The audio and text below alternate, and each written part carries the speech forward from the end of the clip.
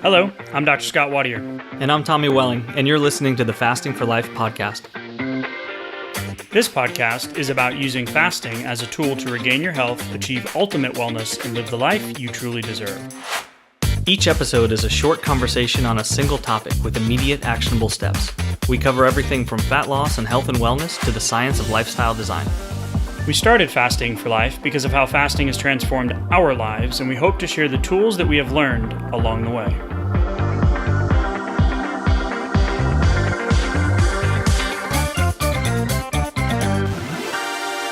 Hey everyone, welcome to the Fasting for Life podcast. My name is Dr. Scott Watier, and I'm here, as always, with my good friend and colleague, Tommy Welling. Good afternoon to you, sir. Hey, Scott, how are you? Doing fantastic, my friend. Excited for today's conversation. We are going to talk about the summer and a summer without backsliding. So this came from conversations that we've had over the last few weeks, come out of our last challenge, some of our last Thursday coaching calls inside of our coaching group. And we really just felt it was going to be kind of like what we do at the end of the year with the holidays or the beginning of the year with New Year's resolutions and capturing that energy and motivation. Yeah. Well, we don't want to do this in arrears. We want to set the intention and the mindset from the start. So we're going to talk everything transition. The seasons are changing. The summer is here. Memorial Day is behind us. So if you are new to the podcast, welcome in. Thanks for finding us. Thanks for giving us a shot. Hope to add you to the Fasting for Life, OGs, the people that are going to be on this journey with us. Shout out to them as well. If you want to know more about how fasting transformed our lives, head back to episode 0, episode 1. Give it a listen. Really just the starting point of why we do what we do week in and week out, why we do the podcast, why we have the resources on the website, why we do the challenges, why we have the coaching, because it was so transformational for us, and we realized that so many others could benefit, and it just kind of took a life of its own. So we're so grateful to be here. Thank you for all of the shares and likes and rates and reviews and downloads and subscribes and all of the things that I don't fully understand. But Tommy, I know we want to give a shout out before we dive into today's conversation about the summer. Yeah, absolutely. So over on Spotify for episode 314, B Julia 33 said, newish listener, good IF routine, catching up on episodes. So welcome, Julia. Love the practicality. I use fasting info to inspire my longer fast, which is a really, really cool way to do it. Love the closing advice, visualizing December 2026 in positive terms. And she says, I choose to turn from negative weight loss towards, quote, I love feeling light, bright, energetic, clear, and creative when I reach ketosis. Thank you guys. 5 stars, of course. Thank you so much, B. Julia. And that's a great way to look at it. I love the positive framing going into, we're coming up here on the second half of the year and just looking ahead towards what's possible. I just shuddered when you said that. Yeah. I know it's crazy, but just like the seasonality of today's episode, look ahead towards what's possible for the rest of the year here. And you can continue the momentum that you've been building or that you've been working on, or you can really, really accelerate it and just light the rest of the year on fire, even if you're not exactly where you want to be at this point during the year, right?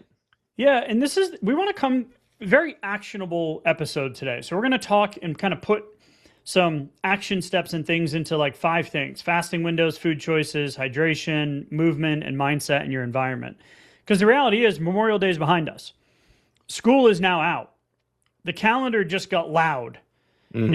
It just ramped up, especially in our life here, in all of kind of the circle of our social influence and our families that we do sports and school and church and all that stuff with. There's this feeling for teachers and for moms and dads, and I work from home, that, when summer is out, it's like school's out for summer, right? Like, like the chaos, like this, the calendar got loud. We've got travel and the kids are home and in-laws are visiting, and you've got vacations and graduations and pool parties and barbecues and beach trips and all of this thing. So we see this every single year. You start the year with great intention. Maybe you had a little reset after the holidays, or maybe you enjoyed the holidays and you gave yourself some grace, right? We talk about that every single year through November, December, and January. Consistently, the episodes we do are very geared towards that mindset shift. Because once your mindset shifts, then everything else follows. But people that had like real momentum, and this is why it came up in our coaching, is that it's like, all right, I don't have as much structure to my day anymore. I've had good consistency. I've made good progress through the spring, but we don't want you to look back at the end of August, which, by the way, is the longest month of the year for the Watier household. We don't want you to like look, because what we find is this isn't an intentional, like, I'll just get back on track in September mindset. It's now that the schedule's kind of open, you got more variability, more opportunities, your environment's changed, your structure, your schedule's changed. We just don't want you to walk into August feeling deflated and have kind of lost the mojo and the momentum that you've gained up until this point through this year. Yeah. And have you kind of in August be like, all right, once the kids go back to school and the travel calms down and we check the box for the family vacation, if you're vacationing in the summer, or the family that was visiting goes home, right? And you're starting to dial it back in, and then the holidays are looming, right? The end of the year. Yeah. Like, you don't typically think I'll just, you know what? I'll just restart in September. It's kind of this slow burn that happens in the day-to-day. So that's the all or nothing trap. And we're going to dismantle that today and give you some really clear fasting lifestyle action steps. So it's not just about how to ride this season, it's more about how to proactively prepare for the season, to ride through and enjoy it without backsliding. So no white knuckling, no perfect plan, just a handful of strategic moves that you can operate and run from: a beach chair, a hotel room, a backyard barbecue. And you can truly walk into fall a different person, riding that momentum that you've gained so far this year. A few priorities to keep you from feeling like you're just having to figure it out in the moment, or that you kind of default to some of that freelancing. But then again, without the look back, without the regret of the kind of summer slide where it was like a frog in a boiling pot of water, where it just kind of, it continued to dissolve away some of what has given you success during the beginning part of the year. So I really like that intention, and avoiding that all or nothing thinking, especially as we get into the summer, means that you're always, keeping that foundation. You're never letting it go to the floor, right? Never letting your habits go to zero. Yeah. So this is the like always something, not all or nothing framing. Like, we always want to be doing something to move us forward or to keep that momentum, right? So 3 forces hit pretty quickly in this summer transition.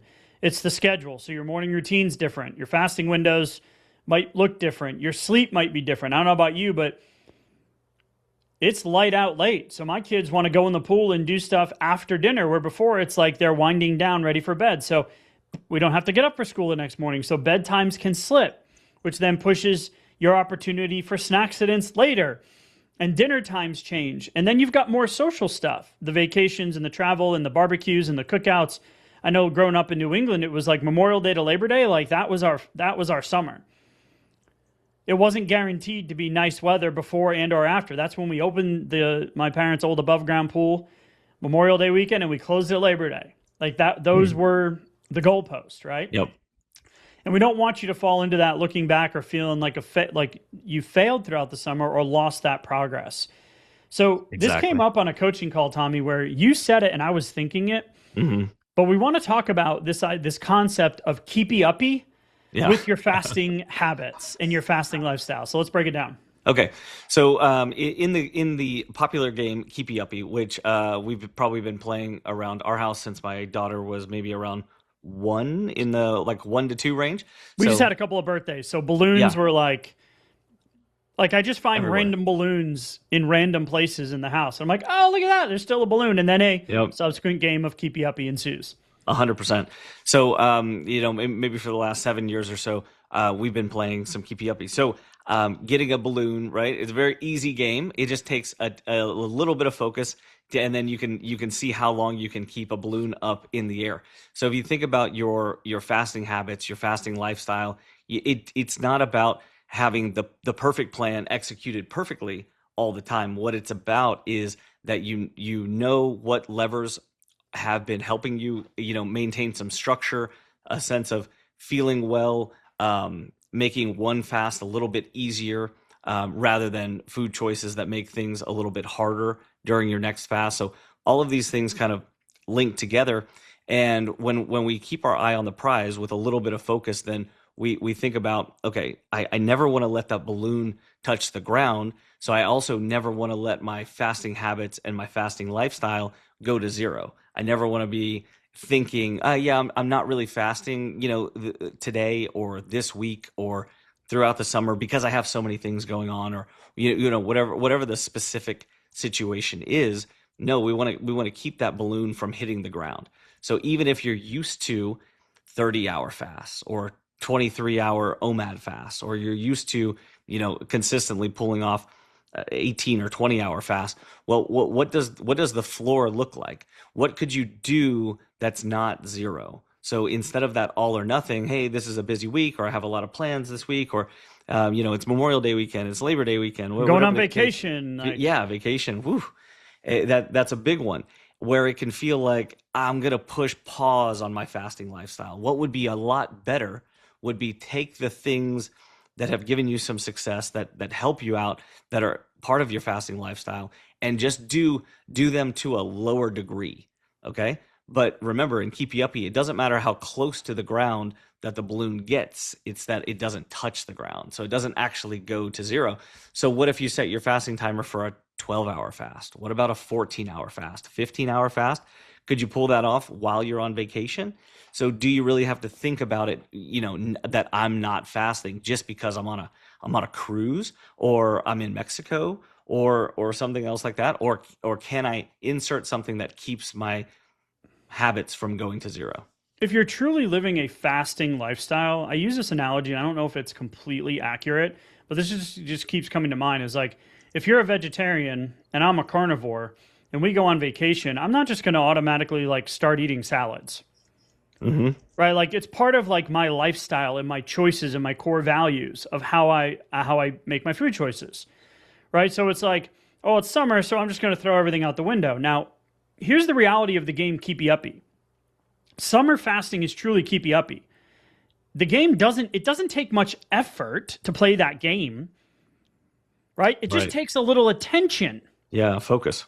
And when it does hit the floor, you don't cry and go, woe is me, I'll just throw the baby out of the bathwater. You just pick the balloon back up and keep playing. No, it'd be like popping the balloon just because it hit the floor. Oh, right? Game's over. Yeah, we're never playing this again. Right? Yeah. But it's like my daughter, when she plays this game, she's really good at it. Mm-hmm. Quick reflexes, but then butterfly or a squirrel will run by the window outside and she's poof, gone. Yeah. The game's over. All of a sudden your 90 hit streak goes to zero, right? Yeah, and it's pay attention. So it doesn't take a lot of effort to keep the balloon up. It just takes a little bit of attention. So your balloon is your window, your water, your salt, your clean meal, your one nutrition opportunity.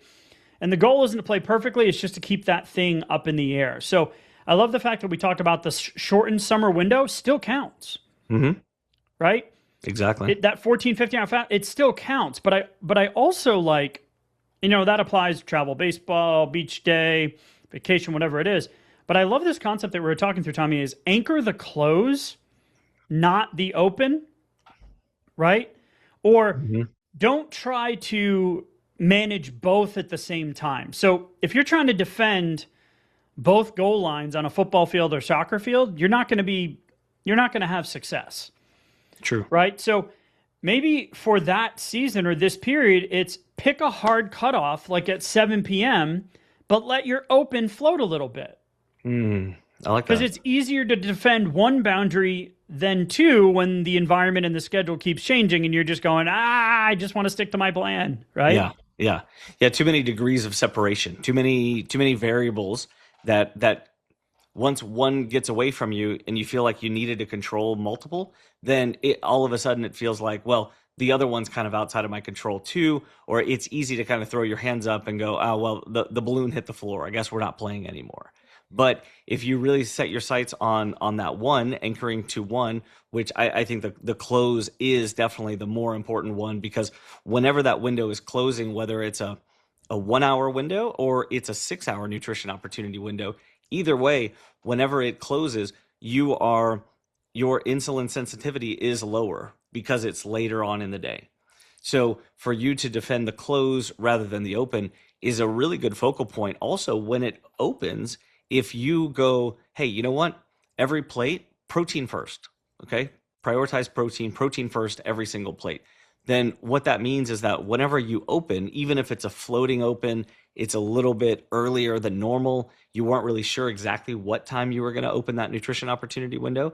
If you prioritize protein, it helps to set your satiation, your hunger cues. It gives your body plenty of amino acids so your body feels, okay, we can continue to burn fat because other resources are plentiful. Okay. And that's what you want, hormonally speaking. It's going to lead to a better hormonal environment where you're going to be more in fat burning mode.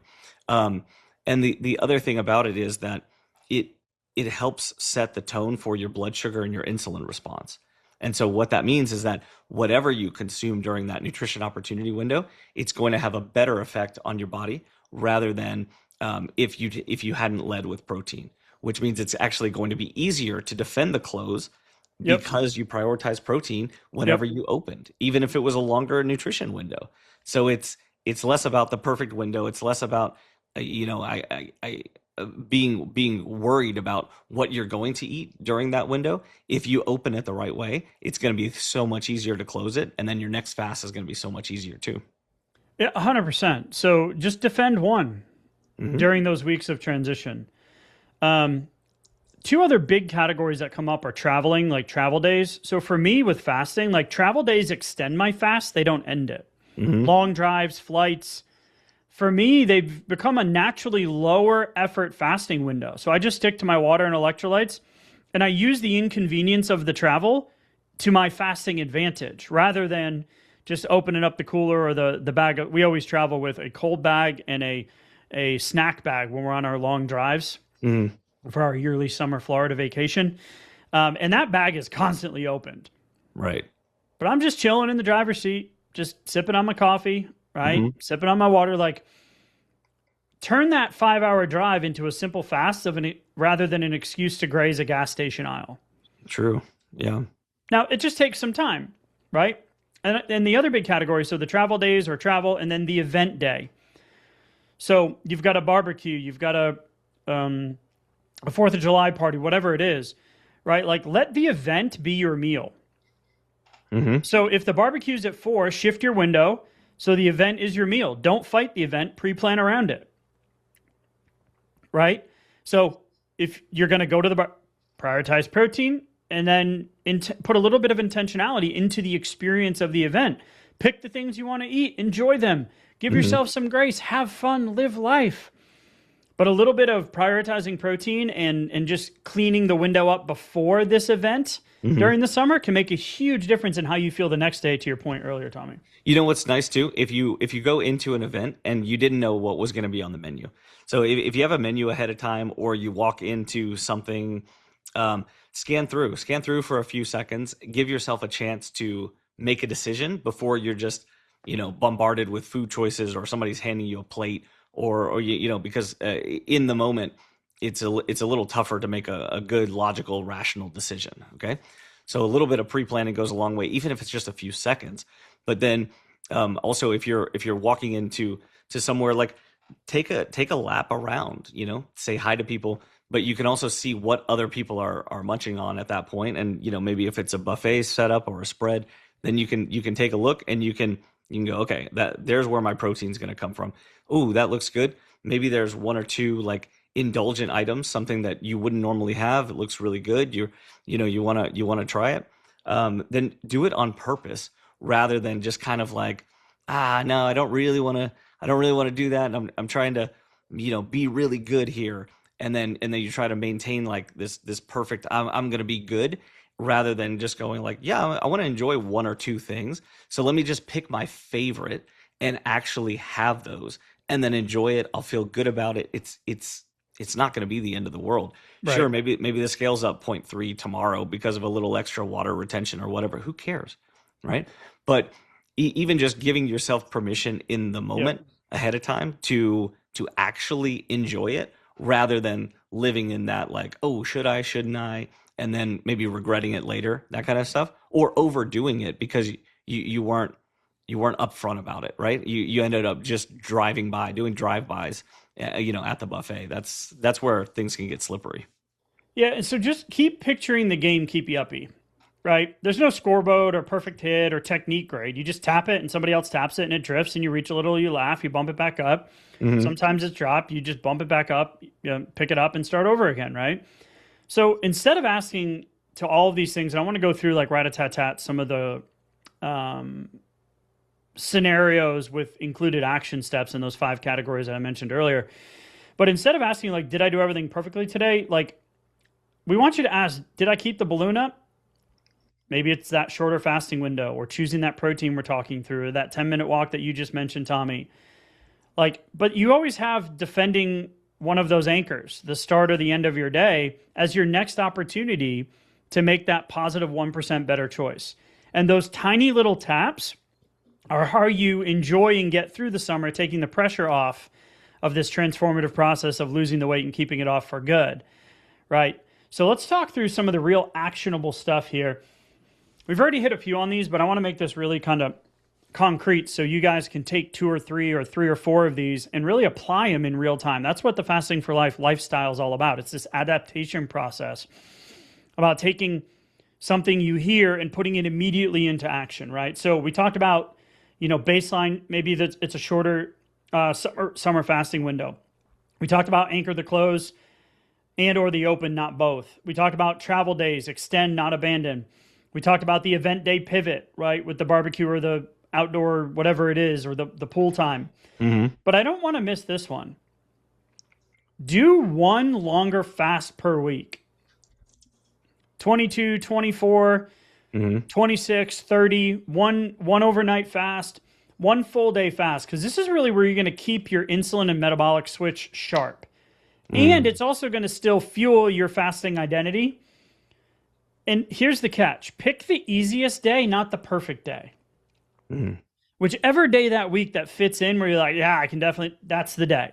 But that keeps that fasting tool belt and the tools in your tool belt sharp so you don't lose that as you go throughout the season. Yeah, it keeps that muscle really strong so that the next time you go to do that, or when the summer's over, or when the season's less busy, or whatever your transition time looks like for you, that whenever you go to do those longer fasts again, it's not like you just haven't been doing that. So it's again like keepy uppy, just keeping it flexed, keeping it warmed up so that you're able to call on it exactly when things are more predictable, or even occasionally when things are less predictable, like it can be during the summer.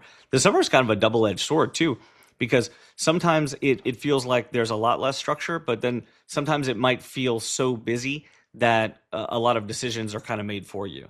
So, but when we have that, we can either take that and use those circumstances and kind of pivot around them, work around them proactively, and make the best out of those situations, especially if we give ourselves some grace, follow the 80% rule, progress over perfection, where we're keeping these things going, but we're not looking to just hit home runs every single day or every single week.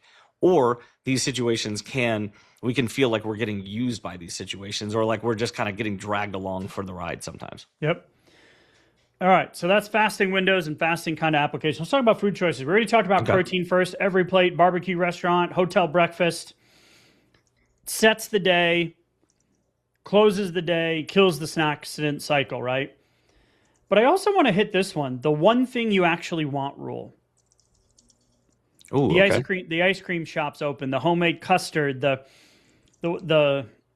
Johnny Pop popsicle. That's something that we have in our house, right? Yeah. So instead of grazing all afternoon, poolside or vacation side or travel baseball side, whatever it is, pick one of the indulgences you generally want and eat it on purpose during your window, because it's the drive-by eating is what kills the momentum of the week. Right, exactly. Right? So default snacks on travel, right? So if you're going to have snacks, make sure they're protein-paced. Hard-boiled eggs, jerky, cheese, nuts, deli meat roll-ups, right? Mm-hmm. If you're not going to extend your fast on travel days, make sure to put those in. It's that marketing department test, right? My son and my Okay. daughter do this all the time because Meg and I prioritize protein so much, and we just inherently talk about it. That we were at the gym the other day, and Megan and I, they'll go to kids club, we'll work out, we'll do a little weekly meeting in the cafe, and then they always want to get a smoothie. But this week, my son was like, "Dad, I want the Pop Tarts. There's 20 grams of protein in them." Okay. And I was like, "You're not getting the Pop Tarts, dude. Like, you already just had a smoothie." But he already knows, like, if there's 12 plus, if there's protein on the box and not a whole bunch of added sugar, great. If it's kind of outside of that and you're like, I don't really know about this one, then just move on. But put something, and that's why the one thing you actually want rule is so key for the summer. It takes the pressure off of, man, I shouldn't be eating this ice cream at 7 p.m. after the baseball game. But you know what? I'm going to protect one of the anchors. I'm going to make sure my morning starts good tomorrow. I'm going to go for a 10-minute walk after I eat this tonight. Whatever it is, it just takes the pressure off, right? Mm-hmm. And then one caveat with the food choices is the restaurant menu and the hotel breakfast, right? Like continental breakfast and breakfast foods here in the United States is mostly dessert for breakfast. Absolutely. Right? So that's where that prioritizing protein comes in. So eggs, bacon, sausage, fruit. That's where you go. Walk past the Danish muffin tower. Right? Yeah. Especially if you're in that insulin resistance, blood sugar management, diabetes type category. But definitely, my wife is so good at this. Is like she's very intentional about her food choices, but she also likes to enjoy herself because she's a foodie. But give that restaurant menu a scan. And any of you that have traveled with family know that the entire family schedule revolves around when we're eating next and who's getting the donuts and. Oh yeah.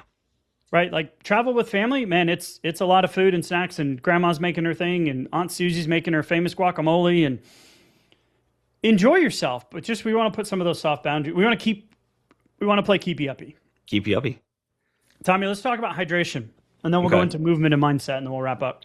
Well, hydration is always important, and the longer you're fast, the more it becomes that it needs to be intentional, it needs to be early in the day, and it's very, very important. But it has a seasonality component of that as well, because even as temperatures increase, you're going to be sweating more, even if it's not like a noticeable perspiration. And in order for your body to sweat, you have to release some electrolytes. That's how it goes to push water out. Especially if you're fasting and or doing low carb. Oh yeah, 100%. So that's only going to compound it, or I should say, the sweating really just compounds that as the seasonality, as the summer kicks in and it gets hotter. Especially if you're spending more time outdoors. So what you want to make sure is that in our keepy uppy framework, that you absolutely have something that you do each morning. It shouldn't take very long, but it helps to remind you to keep that very, very important prioritized fasting habit at the forefront. So, take some salt, take a salt shaker, move it over to where, put it inside your favorite coffee mug. I put this near the coffee machine. You did? Okay. Every morning. Yeah. I just put this there and I'm like, oh yeah, with my little packet, my wife lays out her pre-workout stuff and it's like, boom, it's there. There's no way you're going to miss it, right? It's like the whole, I got to get up early and go to the gym. Well, lay your clothes out the night before. Yeah. Like that truly does work. Same thing here, like with salt and water before sun. Mm-hmm. Because especially before you feel like you've kind of come online and you're ready for the day, getting up first thing in the morning, make it really, really easy for yourself. Okay. So think about yourself as just kind of half there, half awake, and you really want to make it a non-decision point for yourself. So, and it only takes starting the day off with a little bit of salt, maybe half a gram to a gram, and you could chug that. You could shoot it. You could start off with a few sprinkles or some salt crystals under your tongue, or just crunch them and swallow them. Either way, you just remember that your overnight cycle, when you wake up from that, that's your most dehydrated time, unless you're going to have extended hours out in the sun the next day. Yep. That could be a more dehydrated time. But typically day to day, it's going to be your overnight cycle is the most dehydrating part. So that means when you're waking up, you're at the most dehydrated that you could be, which means everything feels like it's moving slower. The caffeine doesn't work as well because you're dehydrated. Salt will work faster to help you feel like you're coming online. Even more, it will work faster than caffeine will. So that's a great foundational habit. It's also going to help you feel like you're more in control so that you can make some better foundational floor fasting decisions for the day and also continue to make good food choices. Prioritizing protein is a lot easier when you're feeling well in the afternoon versus if you're not feeling great because you didn't prioritize that hydration first thing. Here's two other things I personally want to mention in this category of hydration and electrolytes is, for me, I just don't drink anymore. It's been multiple years. No rock bottom to speak of. Just juice wasn't worth the squeeze anymore with 3 kids and the busy schedules that we keep. And so it just kind of phased out of our date nights and those. It was just kind of a natural progression of things. But so for me, I always do sparkling water. So when we go to the movie theater that has all the craft beers that sometimes no longer call to my name, but sometimes used to in those environments, right? In those settings, the sparkling water is a great cookout bar, beach hack where you order it, nobody even thinks twice. And some of that social pressure kind of dissolves. So I love the sparkling water hack or the Waterloo or the, I don't know, my kids are drinking like some Shirley Temple Poppy now or something. I don't know. Right. And then the second one for me is in this water hydration conversation is caffeine. So summer sleep is typically already disrupted by the different travel schedules and kids out of school and late bedtimes. It's lighter out later. So for me, I need to make sure that I cut my coffee off between 12 and 1, at latest 2 if it's just a small cup of homemade coffee. Because I don't want to disrupt my sleep. Yeah. Because sleep is already usually disrupted in this season. Right? The movie nights, the staying up later, all that kind of stuff. So those are two things that specifically speak to me and kind of keeping that momentum, playing keepy uppy during this season. All right, let's talk about movement and mindset real quick, and then we'll wrap up. Cool. So movement is so key. So after your meal, walk. The hotel hallway, the pool deck, the parking lot. Move. Doesn't have to be a workout. It just has to be a walk. Yeah.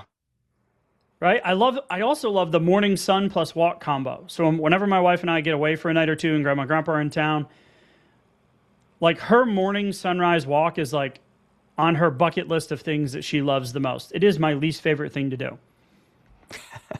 But I do walk and I do get outside and see morning sunlight on most days because I know the circadian rhythm wise, fasting wise, makes my food choices easier, protects my sleep. But getting out in the morning sun with a walk, right? And if you're on vacation, follow the don't lose the strength rule. So maybe just 1 or 2 sessions of body weight workout, 10, 15 minutes, push-ups, squats, plank, 15 minutes in the hotel room. We're not looking to gain and hit PRs while we're in this season. Sure. We just want to play keepy uppy. That's it. Now, for me as a dad, anytime there's a pool and we're there with the kids, I know I'm going to get plenty of movement and energy output because I'm throwing them and chasing them and playing sharks and minnows. And so I know there's going to be lots of movement there. Yeah. But try to find those areas where you can sneak in, just kind of tapping the balloon up a little bit. And really just keep a step floor, just like a fasting floor, right? So just get your steps in. You don't need a goal at them. If you're one of those folks that track your steps for your movement and you have the Apple Watch that does it for you, that floor, just like fasting, protects you on the bad days. But a goal, like a hard goal, makes you quit on those days.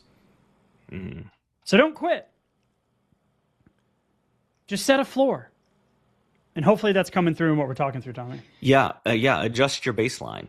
Have a floor, even though, especially if you're type A, you're very goal driven, numbers, very analytical, then it can be a little trickier to just give yourself permission to, not hit those targets temporarily, right?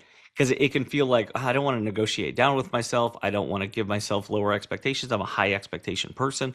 All of these kind of things. I get it. I resonate with it. So have your, hey, this is the compartment. This is when it is.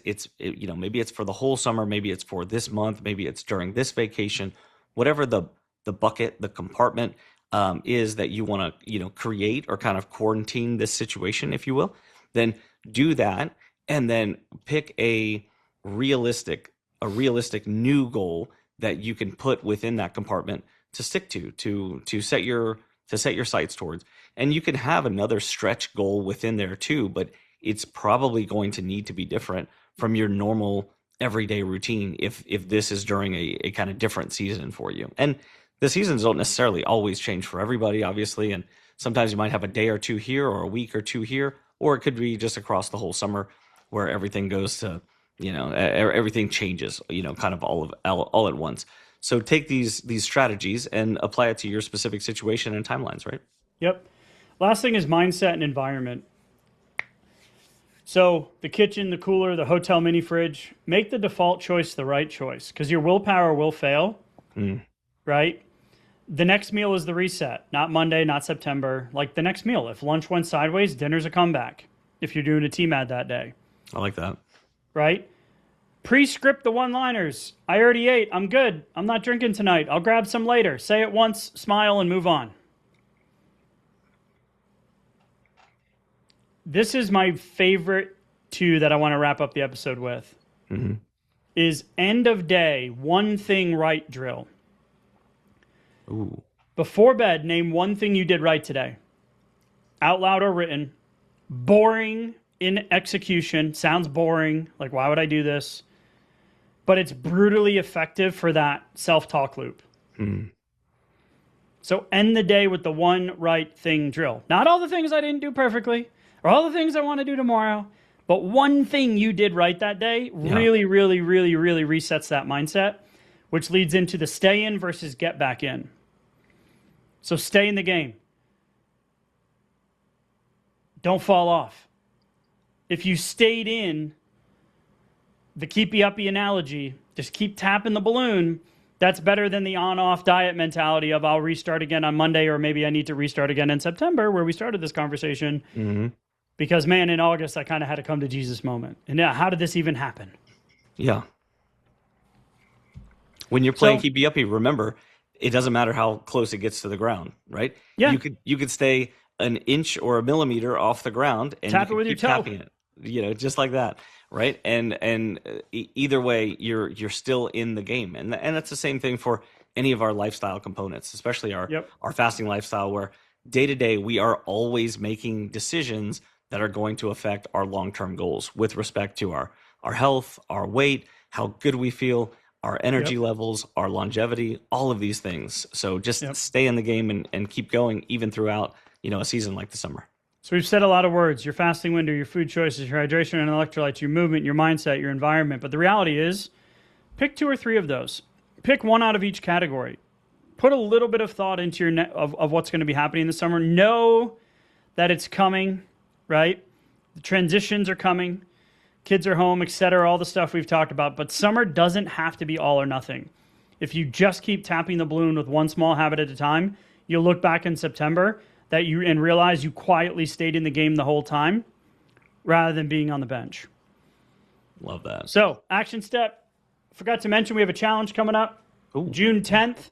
If you want a sprint accelerated way to really plan this out for the summer and get some key action steps and be with us live 7 days in a row inside of our private coaching group, you want that accelerator path, sign up for the challenge. The link is in the show notes. June 10th, that starts. If it doesn't match up perfectly with your vacation, that's okay. You're still going to have an incredible experience. We'll text you. We'll get to know you. It's a closed, amazing group and an environment that we've curated with the help of all of our OGs and our coaching clients. So we welcome you to that. But Tommy, as we engage into the summer, the Watier household of 13 weeks of summer break, and August being the longest month of the year, we don't want to look back and have those regrets. We want to keep you in the game, play the game of keepy uppy. Pick some of the action steps. Head to the show notes. Grab a link. Tommy, man, as always, I appreciate the conversation. We'll talk soon. Thank you. Bye. So, you've heard today's episode, and you may be wondering, where do I start? Head on over to thefastingforlife.com and sign up for our newsletter, where you'll receive fasting tips and strategies to maximize results and fit fasting into your day-to-day life. While you're there, download your free Fast Start guide to get started today. Don't forget to subscribe on iTunes, Spotify, or wherever you get your podcasts. Make sure to leave us a 5-star review, and we'll be back next week with another episode of Fasting for Life.